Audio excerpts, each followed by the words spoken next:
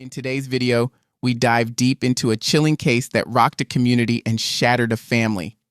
Stick with us to uncover the twists and turns of this story. If you find our content insightful, please remember to like, subscribe, and watch till the end to support our channel and stay updated with our latest episodes.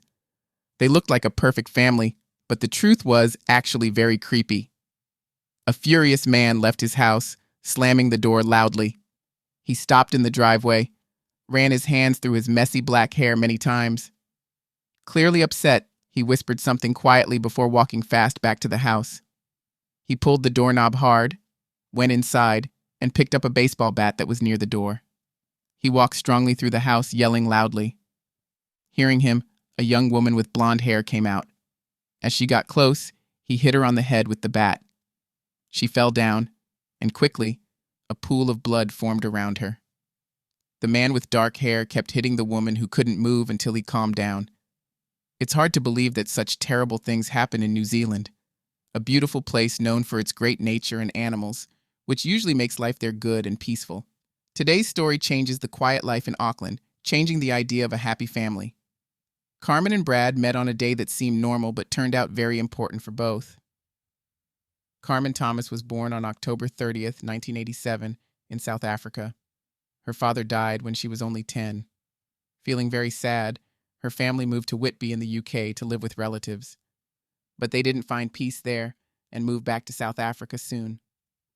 Carmen, already over 18, chose to stay with her relatives before moving to London. There, she finished her education and earned a master's degree in marketing. Carmen's vibrant and spirited personality made her popular. She was a trusted friend and ally to many. Life in a big city like London came with high expenses, requiring Carmen to work diligently to sustain a good standard of living. She worked as a marketer in a retail store by day and took a part-time job at a gentleman's club during her free hours. Despite her unconventional job choice, Carmen adhered strictly to her principles, never indulging in unseemly behavior, which earned her respect from key clients. It was at this club where she met the captivating and striking Brad Callahan. Bradford James Joseph Callahan, born in New Zealand in April 1978, experienced his parents' separation at 9 years old, after which he moved to Australia with his mother. In 2001, Brad graduated with a degree in engineering, specializing in construction. Recruited by a major construction firm, he relocated to the UK to serve as the chief structural engineer for a significant business complex. For prestigious negotiations and to enhance his image, Brad sought the services of a gentleman's agency, choosing the impressive Carmen. Brad was intelligent, tall, with black hair and dark eyes. Yet, his high ambitions and intense career left no room for a real relationship. He lacked the time for a steady commitment. Nonetheless, after a successful business dinner, Brad was utterly charmed by Carmen's open and radiant nature. Their casual encounters continued, growing more frequent and meaningful. After some time, Carmen and Brad developed a strong friendship that blossomed into love. Their honeymoon phase passed quickly, and they started living together, building a life founded on trust and mutual support. They seemed truly happy. Eventually, Carmen got pregnant, and Brad felt moving back to New Zealand would be best, attracted by its clean air and peaceful lifestyle. They settled in Auckland, and in March 2005, Carmen gave birth to their son, Jack, who brought immense joy and happiness into their lives. From the beginning, Carmen and Brad prioritized Jack's safety and happiness, ensuring his childhood was joyful. Jack became the center of their world. However, Jack's arrival sparked significant disagreements about how to raise him, leading to a rocky and unstable relationship.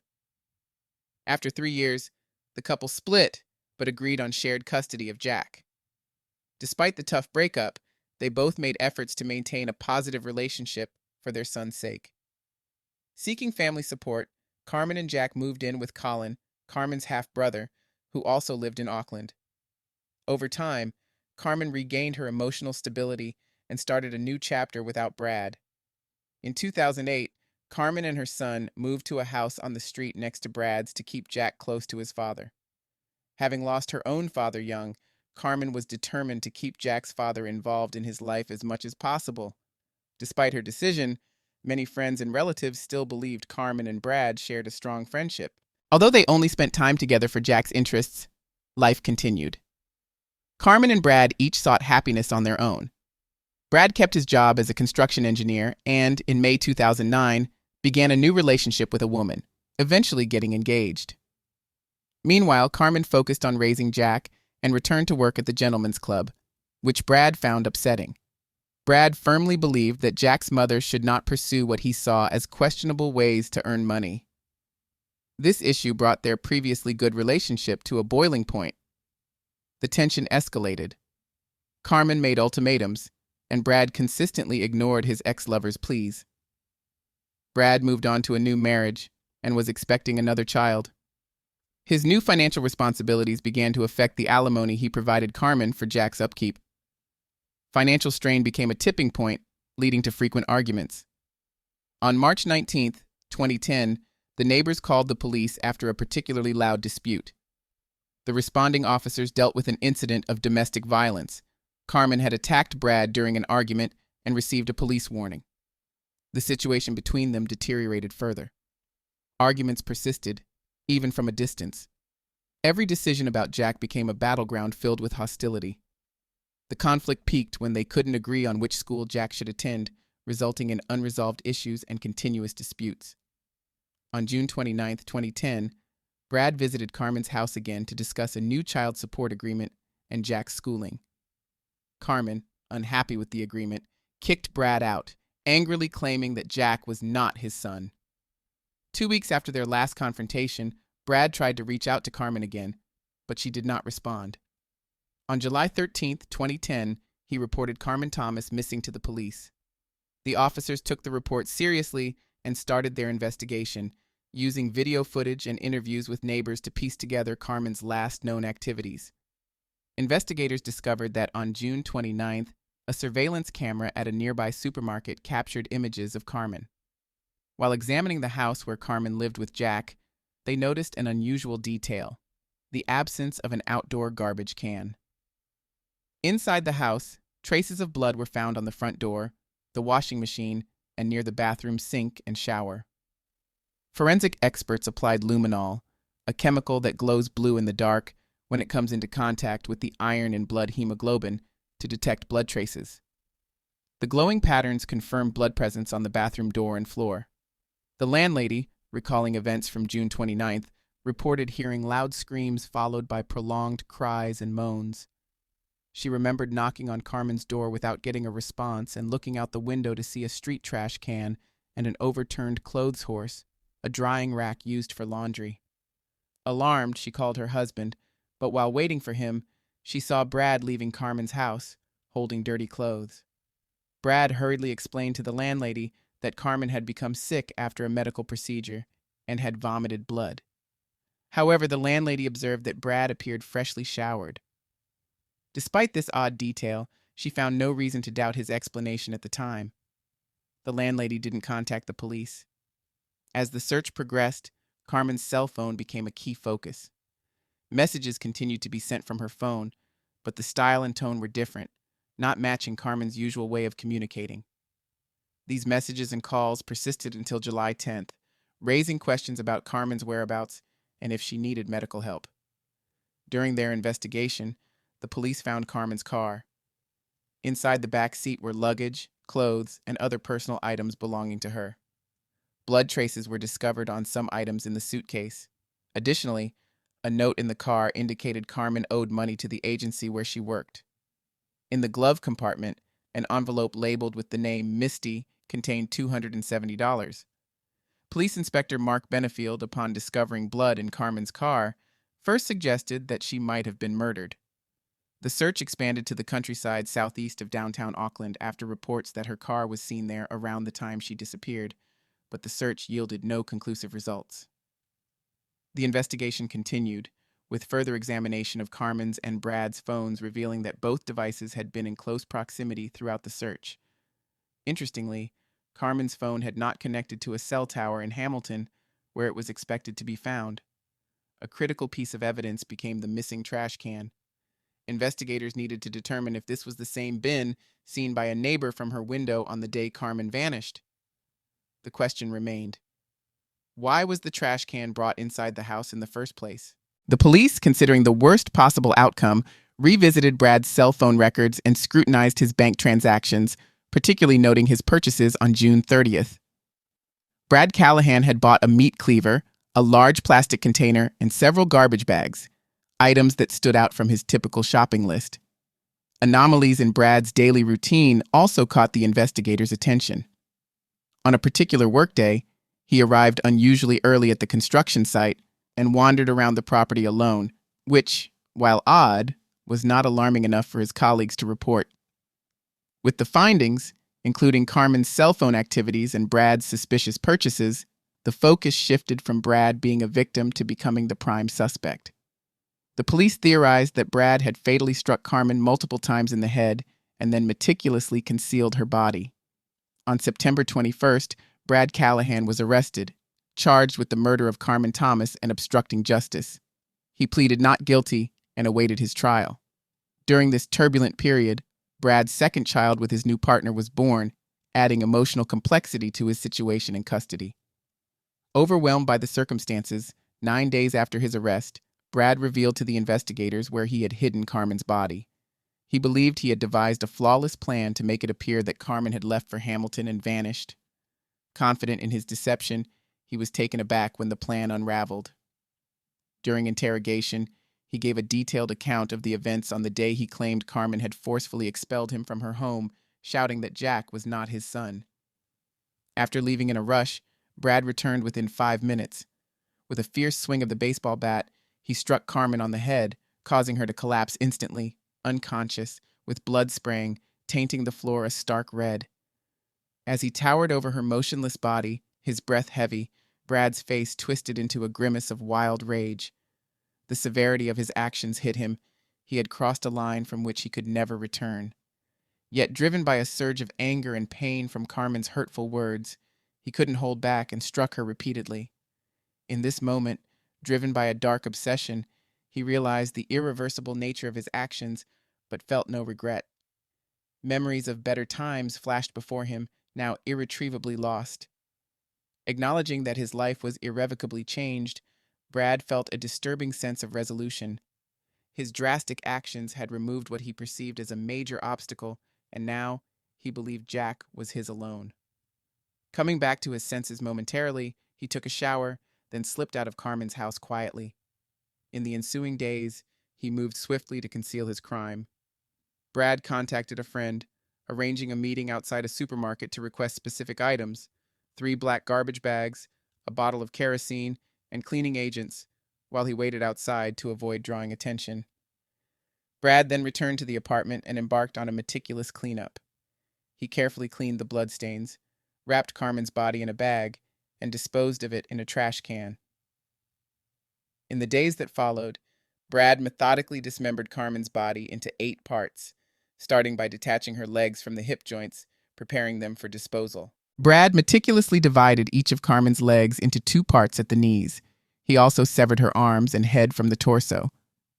On July 3rd, he met with a trusted friend at a boat ramp in Oahu Bay, close to downtown Auckland. Brad confessed to his friend that he had killed Carmen during a heated argument and sought help to dispose of her remains. However, his plan to drop the body into the sea was thwarted when his friend refused to provide a boat. In the following days, Brad drove to Waitakere Ridge in West Auckland and buried the body parts in shallow graves. On July 7th, he drove Carmen's car to Hamilton, parking it in a hotel lot to suggest she had planned to leave. He filled the car with a suitcase of Carmen's clothes and other bags containing her personal items, but mistakenly included clothes stained with blood. After abandoning the car, Brad began using Carmen's cell phone to send text messages, creating the illusion that she was still alive. He messaged her friends claiming she was unwell and had been feeling poorly for several days. Despite his efforts, Brad's elaborate scheme eventually unraveled. On October 1st, following Brad's directions, police located Carmen's burial site on Waitakere Ridge. Her remains, stowed in plastic containers, were exhumed from the makeshift grave.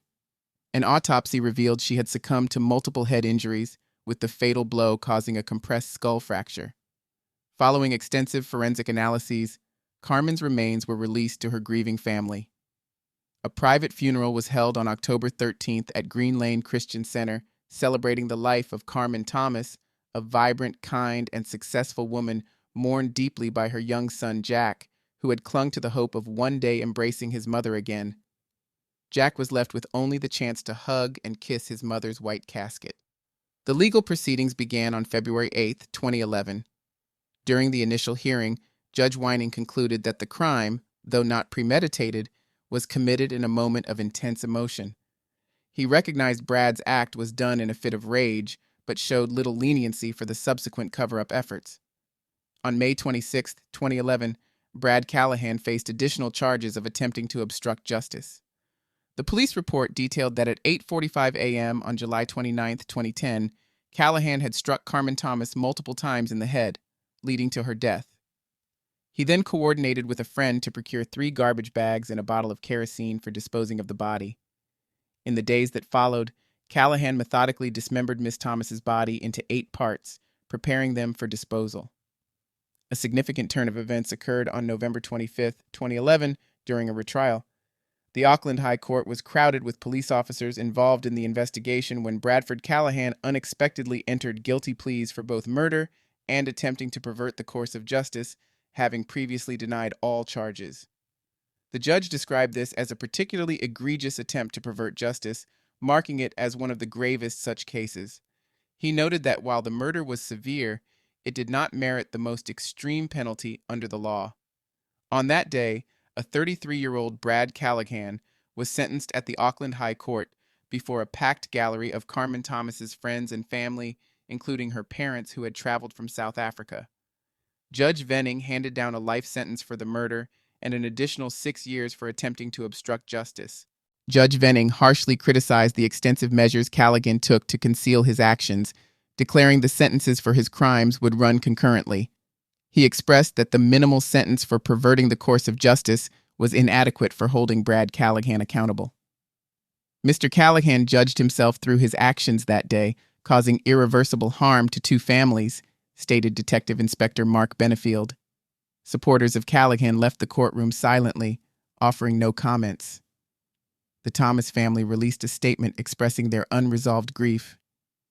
"Nothing can return Carmen to us. We remain devastated, but are relieved that Brad will be incarcerated for a significant time, reflecting on the profound harm he inflicted, especially on his own son." Teresa Scott, Carmen's mother, shared in her victim impact statement to the court how the tragedy had utterly shattered her. Detective Inspector Mark Benefield, after the verdict, elaborated on the extensive police efforts that led to justice. "This outcome is the result of countless hours dedicated over the last 10 weeks since Carmen Thomas was reported missing on July 13, 2010, he informed. During an interview, he detailed the investigative process, explaining that early in the missing person case, it was suspected that Carmen had been murdered, prompting meticulous evidence collection and research. This intensive investigative work demanded significant time and adherence to strict legal protocols. Benefield also noted ongoing collaboration with Callahan's employer and revealed that further explorations at the Victoria Street construction site were pending, hoping to uncover additional evidence to aid the ongoing investigation. Until now, we've refrained from commenting on media speculations about our operations due to ongoing litigation concerns and the risk of prejudicing the court, stated Detective Inspector Mark Benefield. He did not dismiss the possibility of further arrests or charges related to Carmen's tragic death soon. Brad Callahan bravely faced his responsibilities by pleading guilty to 2 charges, yet this does nothing to mend the shattered hearts of Carmen's loved ones or restore their broken world, he added. Every day is a struggle for Carmen's family as they live without her. We can never forgive what he did to our family, expressed Carmen's mother, Teresa Scott. I could perhaps forgive someone for taking a life under certain conditions, but I can never forgive him for mutilating her body and concealing it in containers, she continued. Her stepfather added his grief, while Brad Callahan's attorney, Stuart Grieve, defended his client's actions, stating, "He has acted responsibly and does not plan to appeal the decision. Can a sentence potentially allowing parole after 13 years and 8 months truly be considered justice?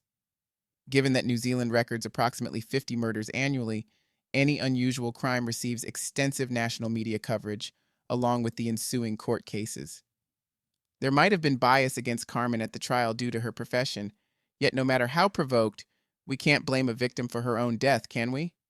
Had Brad desired sole custody, he might have leveraged societal biases against Carmen's profession to his advantage. Instead, he chose violence and deceit, commented an observer. Speculation aside, this case prompts a disturbing question. What drives a person, in a moment of rage, to commit such irreversible acts? How can someone plan to so cruelly dismantle someone they once loved dearly? In a tragic footnote to this story, little Jack Callahan now lives under a new identity in a different town, cared for by his grandmother. Shielded from the harsh truth, he remains unaware that his father took his mother's life, a burden he should never bear. It's a profoundly unjust reality.